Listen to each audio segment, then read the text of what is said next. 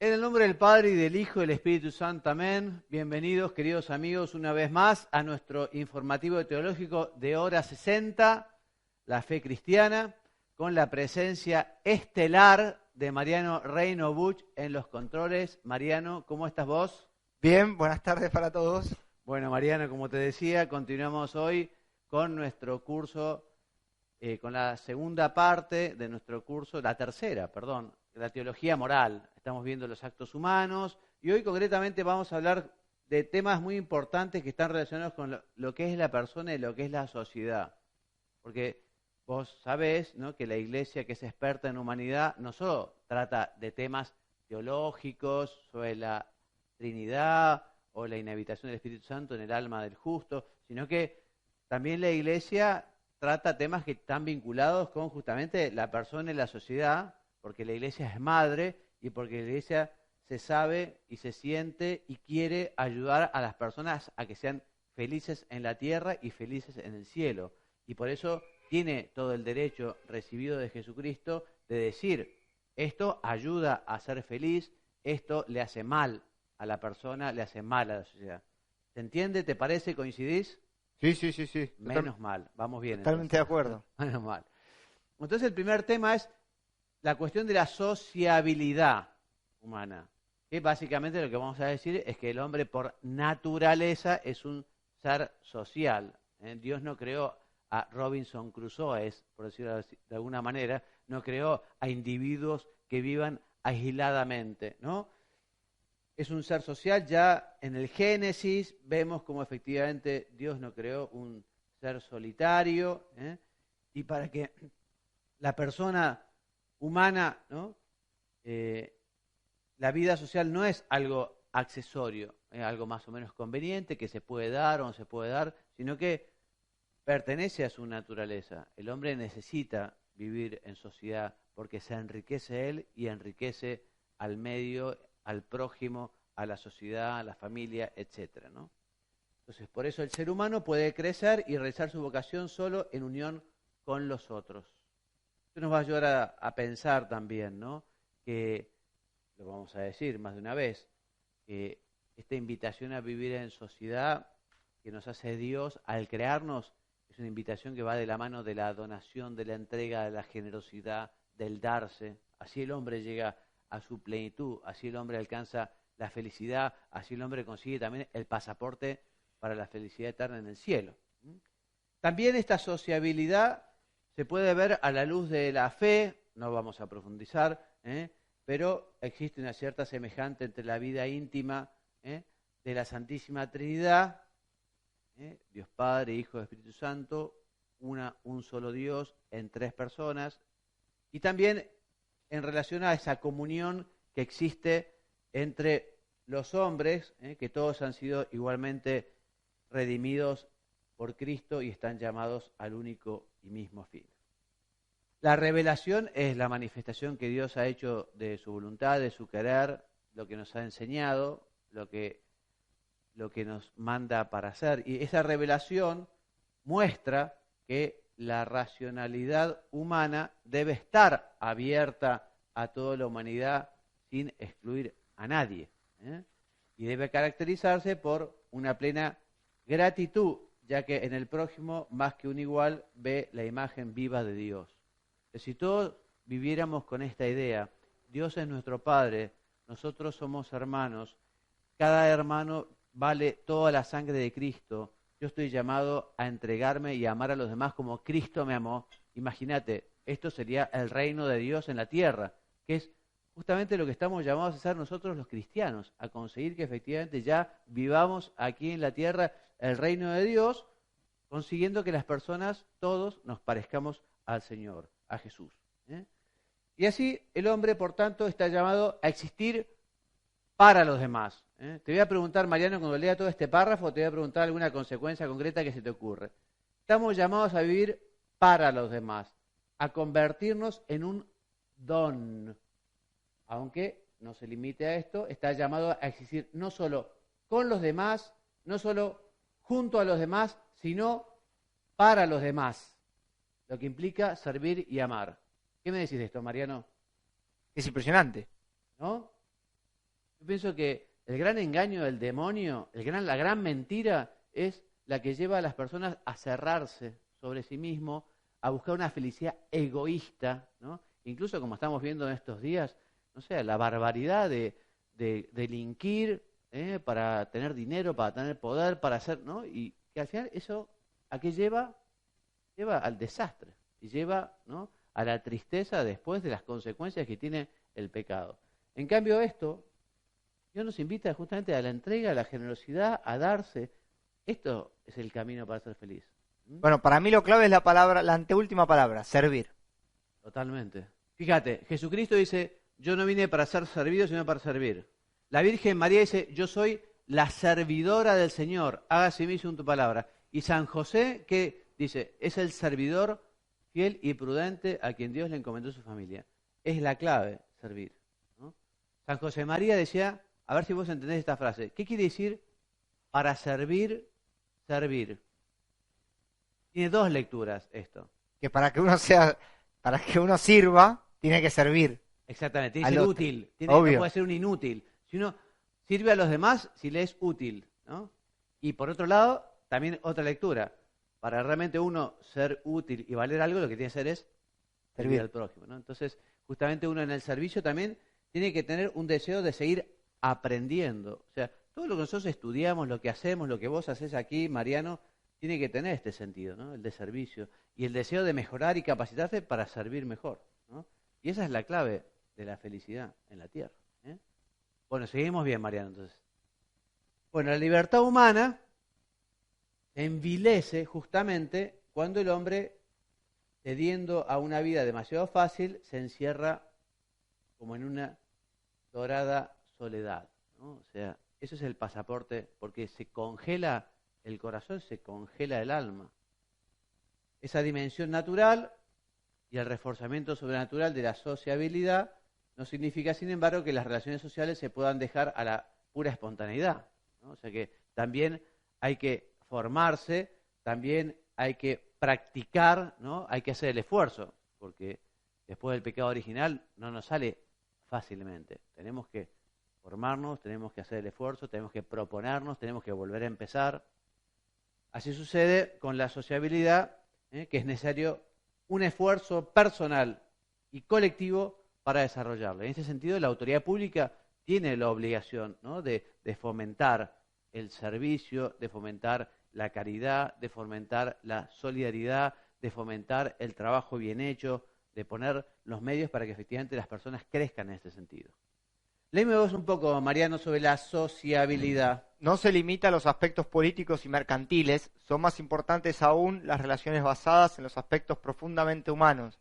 También por lo que atañe al ámbito social, se debe poner en primer plano el elemento espiritual. O sea que en el ámbito social, en el ámbito político, en el ámbito gubernamental, también hay que tener este aspecto, el elemento espiritual. El hombre no es solo materia, no es solo pan, ¿no?, sino que es pan y espíritu, porque justamente los gobiernos, el Estado, los responsables de la cosa pública, del bien común, no pueden dejar de lado este elemento espiritual que además es central para la felicidad del hombre. Por eso dice aquí, seguime leyendo, Mariano, de ahí deriva que la real posibilidad de edificar una sociedad digna de las personas se encuentra en el crecimiento interior del hombre. O sea que efectivamente los gobernantes tienen que apuntar también a que el hombre se desarrolle espiritualmente, interiormente. Bueno, hago un paréntesis, te interrumpo. ¿Sí? Estoy leyendo un libro que habla justamente de la religión y la política y demás, un librito muy, muy cortito, que plantea justamente el sentido de la revolución, que el comienzo del hecho revolucionario está en el interior de uno. ¿Y sí? Encontrar eso lo lleva a uno a conocer los valores, obviamente después a vivir una vida de acuerdo a la palabra de Dios y demás, y una vez que uno logra eso, quizás sí puede tangibilizar la revolución en ese aspecto de sacudir algo, ¿no? Y me lo ataba a eso porque es muy, muy lindo. Y en la línea con tu perspectiva de eso, yo creo que el gran revolucionario fue Jesucristo. O sea, perdonar al que uno hace mal, perdonar todas las veces que sea necesario, amar al enemigo, ¿no?, servir. Todas sus bienaventuranzas rompen absolutamente los paradigmas. La Iglesia rompe los paradigmas, ¿no?, de lo que le sale al hombre, de esa tendencia que tiene. Excelente. Por eso la historia de la humanidad no se mueve por un determinismo impersonal, sino por la interacción de distintas generaciones de personas cuyos actos libres construyen un orden social o el orden social. Todo esto muestra la necesidad de conferir un relieve particular a los valores espirituales, fomentar los valores espirituales de las personas. Por eso quizá uno de los peores crímenes o delitos es negar la libertad de culto, la libertad de conciencia, la libertad de religión, la libertad de manifestar la propia integridad. Eso es de las aberraciones más grandes que han cometido algunos regímenes totalitarios. Bueno, y esto tanto como regla de conducta personal, cuanto como esquema organizativo de la sociedad. Esta sociabilidad engarza otra característica humana importantísima, que es, por un lado, la radical igualdad, pero también las diferencias accidentales que existen entre las personas. Todos los hombres poseen una misma naturaleza y un mismo origen, han sido redimidos por Cristo, están llamados todos a participar en la misma bienaventuranza divina.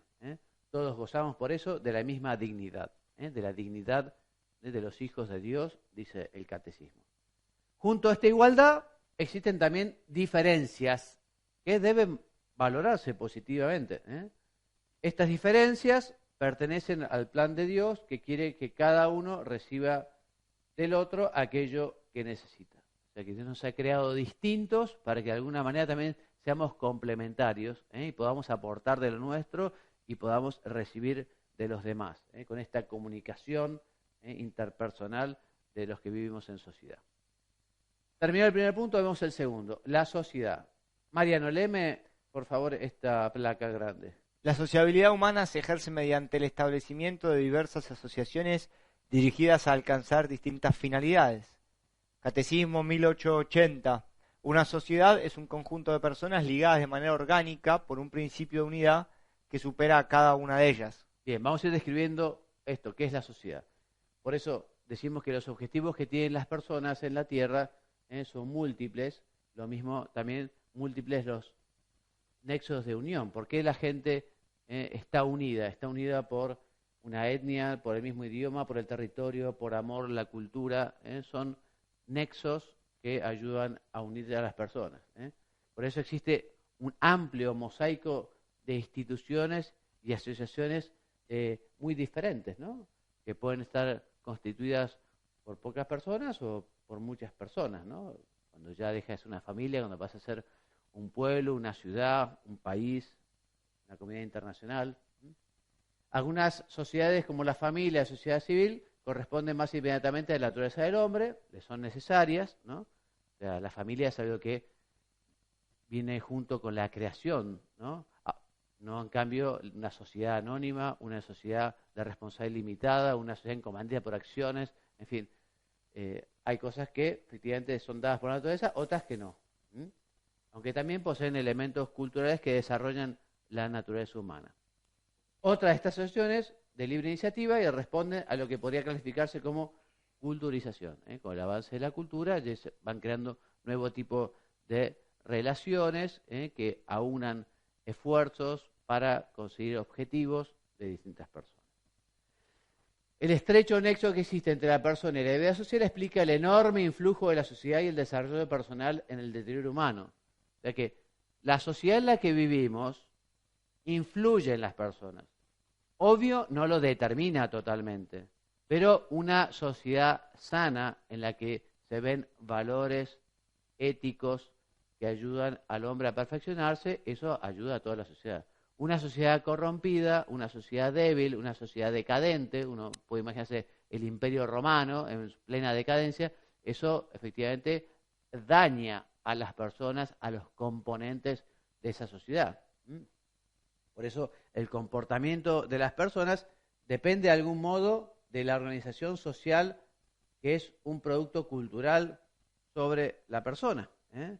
Por eso decimos que hay una influencia. Hay influencia de la persona hacia el todo y del todo hacia la persona. Y vamos a ver ahora cómo también la Iglesia ha llamado la atención a cuando efectivamente existe una sociedad en la que múltiples personas, sujetos, viven conductas inmorales, ¿no? Se llegan a crear verdaderas estructuras de pecado o estructuras injustas a causa de los pecados de los hombres que la integran, ¿no? Y estas estructuras se oponen al recto orden de la sociedad, hacen más difícil la práctica de las virtudes y más fáciles los pecados personales, ¿no? Existen países o instituciones donde la corrupción, ¿no?, es el pan nuestro de cada día, lamentablemente, ¿no? Bueno, en esa estructura después querer comportarse bien, ¿no?, es difícil, es difícil. Es verdad que el hombre está llamado también a ser heroico, pero, en fin, a veces, efectivamente, la heroicidad que se pide en esas estructuras, bueno, la Iglesia nos dice que tenemos que superar estas estructuras de pecado. Les voy a leer un poquito más adelante lo que dice concretamente el Papa San Juan Pablo II, ¿no? Pero cuando efectivamente en una sociedad, por un lado, ¿no?, hay costumbres inmorales, generalizadas, como la corrupción política, la corrupción económica, cuando hay leyes injustas, ¿no?, como que las que permiten la muerte de un inocente, entonces aquellas estructuras de pecado evidentemente deben ser superadas, deben ser reemplazadas, deben ser cambiadas por estructuras justas. ¿Y esto cómo se consigue? Y bueno, con el desempeño por vivir con coherencia las normas de la moral profesional. O sea, todos estamos llamados a conseguir que haya un ambiente social sano. Pienso que es algo que todos los padres quieren para sus hijos, dejar un ambiente social que realmente ayude, sume, lo haga feliz, tenga tranquilidad, tenga paz, tenga seguridad, tenga educación, tenga sanidad. Bueno, esto estamos llamados todos los miembros de la sociedad a crearlo. Evidentemente, el papel que tienen los gobernantes es fundamental. Por eso dice el dicho, corruptio optima pésima, ¿no? La corrupción de lo mejor deviene en lo peor. Cuando son los mismos gobernantes los que no solo no dan ejemplo, sino que además están corrompidos, esto es grave, porque las personas dicen, aunque no tienen ningún derecho, dicen, bueno, pues si lo hace el que tiene que mandar y el que tiene que ser ejemplo, ¿qué nos queda a los demás, ¿no? Mariano, léeme lo que dice el Papa San Juan Pablo II de la exhortación apostólica Reconciliatio e Penitencia del año 84. La Iglesia, cuando habla de situaciones de pecado o denuncia como pecados sociales determinadas situaciones o comportamientos colectivos, sabe y proclama que estos casos de pecado social son el fruto, la acumulación y la concentración de muchos pecados personales. Seguí. De pecados personalísimos, de quien género favorece la iniquidad o la aprovecha, de quien pudiendo hacer algo por evitar, eliminar o al menos limitar determinados males sociales, omite el hacerlo por pereza, miedo y encubrimiento, por complicidad solapada o por indiferencia, de quien busca refugio en la presunta imposibilidad de cambiar el mundo, y también de quien pretende ahorrarse la fatiga y el sacrificio. Esta es una invitación del Papa San Juan Pablo II a superar estas estructuras de pecado y no quedarse acobardados por comodidad o por miedo, sino que todos los ciudadanos están llamados a colaborar, a hacer la sociedad más justa. La autoridad también es algo que veremos, está en la naturaleza de las personas y de las sociedades. ¿Qué dice el catecismo? Toda comunidad humana necesita de una autoridad que la gobierne y esta tiene su fundamento en la naturaleza humana. Es necesaria para la unidad de la sociedad y su misión consiste justamente en asegurar, en cuanto sea posible, el bien común de la sociedad. Ese es el fin de la autoridad, buscar el bien común, que como ya veremos también más adelante, su función fundamental es servir.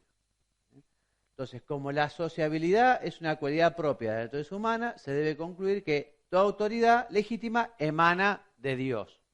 No directamente, no es que Dios ponga cada autoridad, porque la determinación del régimen y la designación de los gobernantes han de dejarse a la libre voluntad de los ciudadanos. No podemos decir, no, como los reyes quizá, no, yo tengo un mandato divino, a mí me ha elegido Dios, eso es una gran mentira, ¿no? El tema de que haya autoridad es de naturaleza, Dios de alguna manera quiere, pero después, en fin, está cada caso particular cuando asume que lo puede hacer cumpliendo la ley de Dios o puede desviarse del camino.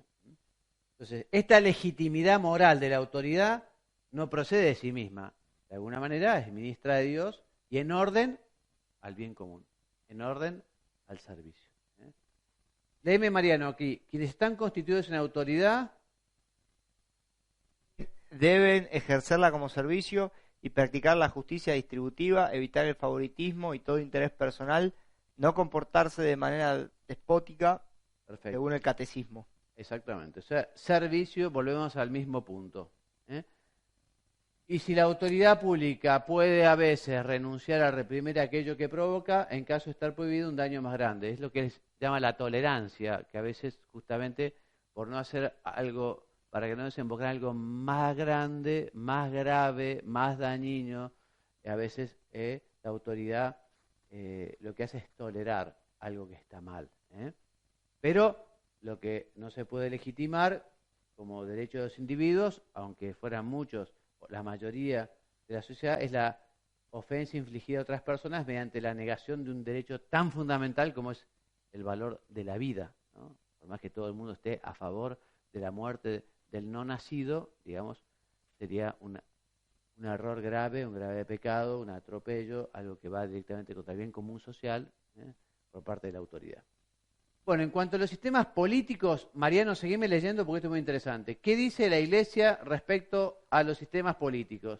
Aprecia el sistema de la democracia en la medida en que asegura la participación de los ciudadanos en las opciones políticas y garantiza a los gobernados la posibilidad de elegir y controlar a sus propios gobernantes.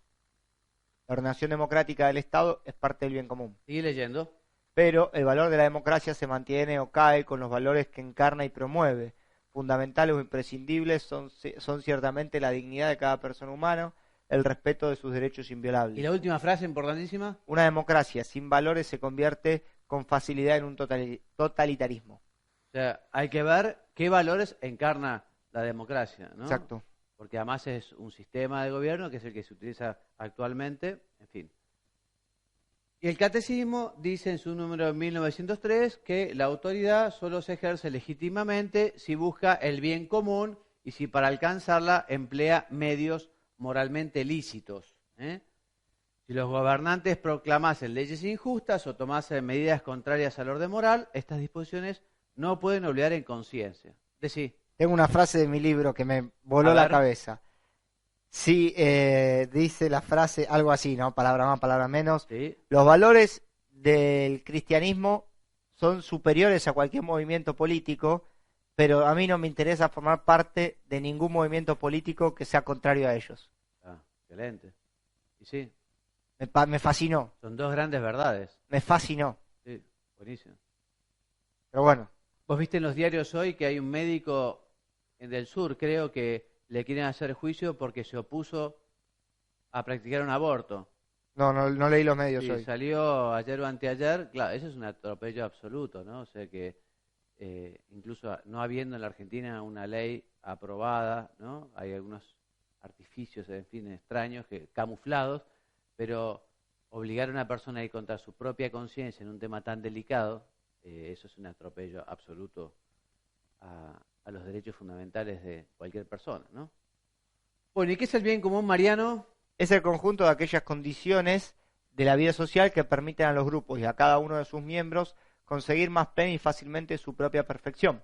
¿Y qué más? El bien común, por tanto, no es solo de orden material, sino también espiritual, ambos interconectados, y comporta tres elementos esenciales. ¿Qué son? 1, respetar la persona y su libertad. 2, procurar el bienestar social y el desarrollo humano integral.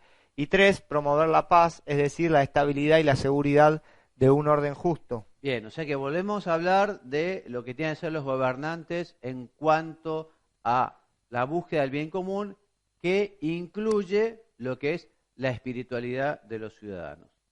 Por eso, teniendo en cuenta la naturaleza social del hombre, el bien de cada uno está necesariamente relacionado con el bien común y este a su vez debe estar orientado al progreso de las personas. ¿Qué dice el Catecismo en su número de 1911? Que el ámbito del bien común, no solo la ciudad o el país, no es solo, existe también un bien común universal. O sea que los países también están llamados a la solidaridad internacional. No pueden ser indiferentes a las necesidades de sus vecinos o de otros países.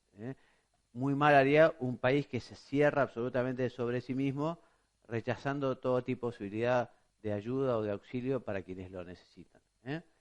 También dice el catecismo, en nombre del bien común, la autoridad está obligada a respetar los derechos fundamentales e inalienables de la persona humana, y en particular tiene que buscar el bien común, que reside ¿en qué?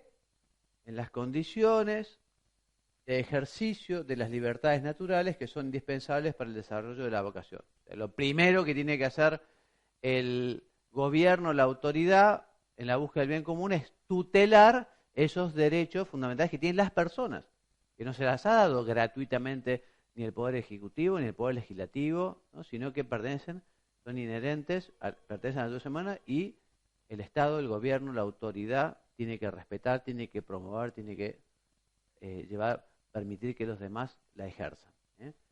Punto 5. Sociedad y dimensión trascendente de la persona. Ya hemos hablado de esto y hemos dicho algunas cosas, ¿no? Pero volvemos a repetir entonces que la sociabilidad concierne todas las características de la persona y por lo tanto también esta dimensión trascendente, sobrenatural, espiritual.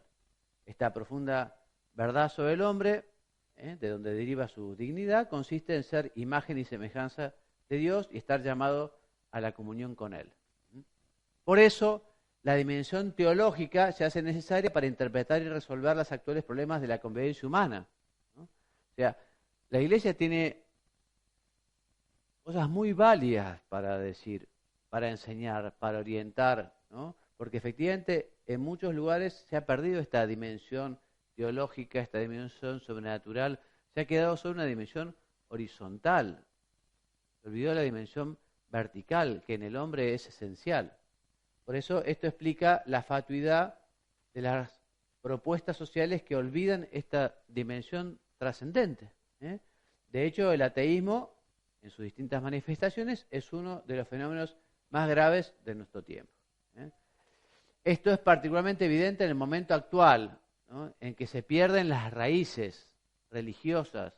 Que Europa niegue sus propias raíces cristianas es algo muy triste, porque si hay algo que justamente sirvió de fundamento en la edificación de la cultura europea, es su raíz cristiana. El renegarla realmente es penoso, triste, y es no respetar incluso lo que es la verdad. Entonces, nosotros tenemos que justamente cultivar, quienes somos cristianos, justamente el mensaje de Jesucristo para que empape este mensaje de caridad, de solidaridad, de bien, de respeto, que anima a cumplir todos los mandamientos. Tenemos que llevarlo para que impregne en toda la sociedad. Eso haría una sociedad muchísimo más justa, evidentemente. Entonces, si se quiere que el orden social tenga una base estable, es necesario un fundamento absoluto, que no esté a merced de las opiniones. Es algo relativo. No, vayamos al fundamento de la naturaleza del hombre, al fundamento, digamos, también en definitiva de la voluntad de Dios. Mariano Lema, entonces, se debe, por tanto, evitar la separación y aún más la contraposición entre las dimensiones religiosa y social de la persona humana. Es necesario armonizar estos dos ámbitos de la verdad del hombre que se implican y se promueven mutuamente. 1. La búsqueda incondicional de Dios. 2. La solicitud por el prójimo. Y 3. Por el mundo, que resulta reforzada por la dimensión teocéntrica. Muy bien, gracias. Entonces, como consecuencia, es indispensable el crecimiento espiritual. Entonces, también las autoridades, también el gobierno, en la búsqueda del bien común, buscará esto, que se fortalezca esta dimensión espiritual trascendente de los ciudadanos, ¿no? ¿Cómo? Así también favorecemos el desarrollo de la sociedad. Efectivamente, el encuentro con Dios en la oración introduce en la historia una fuerza misteriosa que cambia los corazones, les mueve a la conversión. Por lo mismo, es la energía necesaria para transformar las estructuras sociales. Es decir, las personas estuviesen en contacto con el Señor, si las personas trataran de conocerlo, amarlo, imitarlo, escuchar su voz, conocer su voluntad, bueno, todas esas personas vivirían en una armonía consigo mismos y con los demás extraordinaria. Entonces, en fin, el Estado tendrá que ver qué hacer para que efectivamente las personas libremente busquen esa verdad sobrenatural, esa verdad espiritual. Empeñarse en el cambio social sin un empeño serio en el cambio personal es un espejismo para la humanidad, que, como dice aquí, acaba en desilusión y muchas veces en un fuerte degrado vital. Bueno, este nuevo orden social realista, porque esta es la realidad, es eso, la realidad es que el hombre es materia y espíritu, cuerpo y alma. Este nuevo orden social realista y por tanto siempre mejorable requiere acrecentar, por un lado, las competencias técnicas y científicas necesarias, la formación moral, la vida espiritual, y de ahí derivará esa renovación de las instituciones y de las estructuras sociales. Sin olvidar, además, que el empeño por edificar el orden social justo ennoblece a la persona que lo realiza. Todo aquel que participa en esta tarea maravillosa, eso lo ennoblece, lo ayuda a crecer, lo perfecciona, lo santifica. Bien, ¿qué vamos a decir de la participación de los católicos en la vida pública? ¿No? Esto es importante porque para muchos les gustaría que los católicos estuvieran todos juntos, pero metidos en la sacristía, allí junto con el párroco, y que de ahí no salgan, ¿no? Y puede ser que sea importante tener un espacio para estar en la sacristía con el párroco, pero el llamado de Dios a los fieles es estar en la calle con sus semejantes, participando justamente de las realidades sociales, y siendo parte y procurando empapar con el espíritu cristiano esas realidades sociales. Por eso dice aquí, participar en la promoción del bien común, cada uno según el lugar que ocupa y el papel que desempeña, es un deber inherente a la dignidad de la persona, nos dice el catecismo. Nadie se debe conformar con una ética meramente individualista. Por eso, los ciudadanos deben, cuanto sea posible, tomar parte activa en la vida pública. Y este derecho y deber de participar en la vida social deriva de este principio de subsidiariedad, que nos dice que efectivamente una estructura social de orden superior no debe interferir en la vida interna de un grupo social de orden inferior, y así privarle de sus competencias, sino que debe sostenerle y en caso de necesidad apoyarlo, ¿no? Ayudarlo a coordinar su acción con la de los demás componentes sociales con miras al bien común, ¿no? O sea que deben fomentar el Estado nacional, el Estado provincial, el Estado municipal, el crecimiento de esas comunidades más pequeñas para que las familias, las sociedades, para que se vayan desarrollando y vayan cumpliendo su tarea, sin ahogarlas, sin ocupar su lugar. Esta participación se realiza ante todo por medio del cumplimiento responsable de los propios deberes, los deberes familiares, los deberes profesionales. También se realiza mediante la práctica de las virtudes, especialmente la solidaridad. Y así, teniendo en cuenta la interdependencia de las personas y de los grupos humanos, la participación en la vida pública debe hacerse con espíritu de solidaridad, entendido como empeño en pro de los demás. Esta solidaridad debe ser el fin y el criterio para organizar la sociedad. Qué lindo sería esto, Mariano, ¿no? Si se consiguiera que la solidaridad efectivamente sea el fin y el criterio para organizar la sociedad, ¿no? En fin, para eso estamos para eso estamos trabajando, ¿no? De alguna manera queremos poner nuestro granito de arena. Sí, claro que sí. Entonces, esto dice el catecismo, no tiene que ser solo simple deseo, sino que como explícita y legítima exigencia del ser humano. En buena medida la paz del mundo depende de ella. Depende de nosotros. Dime un poco más. Aunque la solidaridad comprende a todos los hombres, una razón de urgencia hace que la solidaridad sea más necesaria cuanto más difíciles sean las situaciones de las personas. ¿Qué más? Se trata del amor preferencial por los necesitados. Bien. En cuanto a ciudadanos, los fieles tienen los mismos deberes y derechos de quienes se encuentran en idéntica situación. En cuanto a católicos, tienen un plus de responsabilidad. ¿Por qué tenemos plus de responsabilidad los católicos? ¿Por qué tenemos nosotros los católicos un plus de responsabilidad comparado con los que no conocen el mensaje del Evangelio?